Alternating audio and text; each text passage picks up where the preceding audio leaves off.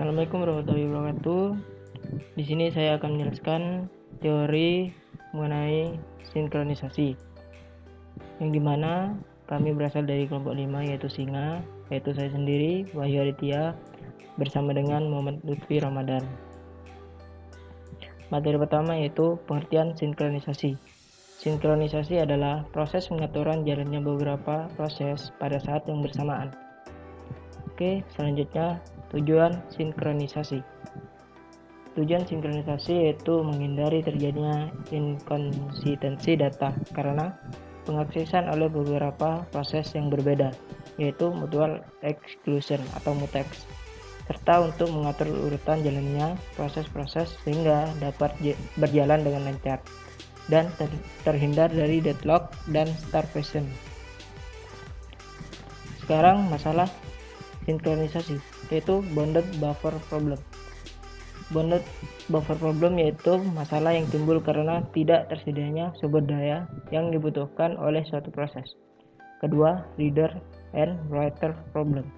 Masalah ini timbul ketika ada dua proses atau lebih berbagi data yang sama. 3. The dining philosopher problem. Banyaknya proses yang membutuhkan sumber daya dan jumlah sumber daya tersebut terbatas sehingga mengakibatkan proses-proses tersebut saling berebut sumber daya. Selanjutnya, solusi sinkronisasi. 1. Critical section. Suatu tempat khusus yang hanya dapat diakses oleh suatu proses dan tidak dapat diakses oleh proses lain. Kedua, semafor. Suatu penanda untuk menginformasikan bahwa sumber daya dapat diakses atau tidak dapat diakses.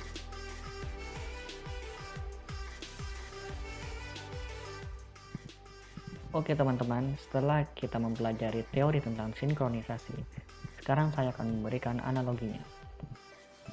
Di sini terdapat sebuah mobil, yang saya ibaratkan mobil ini merupakan sebuah proses. Dan di sini terdapat banyak mobil, yang artinya terdapat banyak proses. Lalu di sini terdapat sebuah car wash atau tempat penyucian mobil dan terdapat sebuah mobil. Nah, car wash ini saya ibaratkan sebagai resource atau sumber daya. Sementara mobil ini seperti yang saya katakan tadi yaitu sebuah proses. Lalu sebuah sumber daya hanya bisa diakses oleh satu buah proses atau digunakan oleh satu buah proses dalam waktu tertentu. Jadi saya gambarkan seperti ini. Seperti mobil ini yang masuk ke dalam tempat pencucian mobil. Nah, kurang lebih seperti itu. Lalu, bagaimana jika terdapat banyak proses secara bersamaan atau terdapat banyak mobil yang ingin masuk secara bersamaan ke dalam tempat pencucian mobil ini? Maka secara otomatis tempat pencucian mobil ini akan menolak karena tidak cukup ruang dalam tempat pencucian mobil ini. Seperti ini. Maka akan ditolak mobil-mobil ini. Sama dengan sebuah proses. Jika terdapat banyak proses yang ingin mengakses satu buah resource, maka tidak akan diperbolehkan atau akan ditolak. Nah, kondisi seperti ini maka diperlukan sebuah sinkronisasi atau sebuah cara agar terhindar dari inkonsistensi proses. Oke, untuk yang pertama di sini menggunakan critical section. Seperti yang dijelaskan oleh teman saya tadi, bahwa critical section ini biasa dikenal dengan tempat atau zona atau area khusus yang dimiliki sebuah proses di mana tempat tersebut bersifat eksklusif, artinya tidak bisa diakses oleh proses lainnya. Kita contohkan seperti ini. Di situ terdapat bidang yang berwarna hijau, artinya bidang tersebut hanya bisa diakses atau dimasuki oleh salah satu mobil ini. Nah, dalam sistem operasi, bidang tersebut disebut dengan critical section. Nah, analoginya seperti ini. Mobil merah ini akan masuk ke dalam bidang yang berwarna hijau itu, artinya masuk ke dalam pencucian mobil. Seperti itu contohnya. Lalu kita akan lanjut ke selanjutnya yaitu semafor. Semafor sesuai dengan namanya, yaitu identik dengan tanda-tanda. Nah, jadi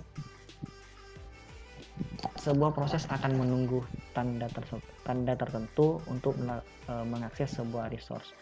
Pada contoh analogi ini, saya menggambarkan sebuah mobil berwarna kuning ini akan mengakses atau akan masuk ke dalam tempat pencucian mobil dengan menunggu tanda-tanda yang ada.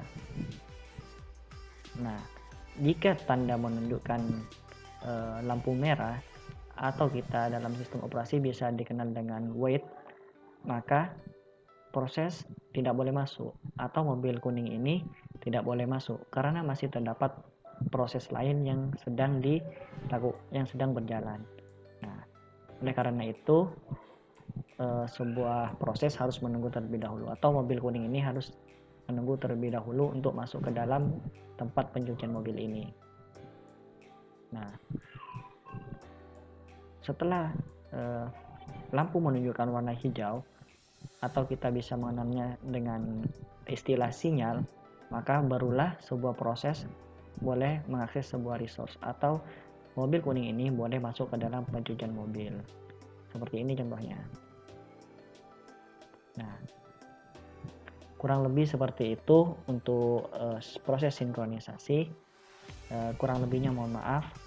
Assalamualaikum warahmatullahi wabarakatuh.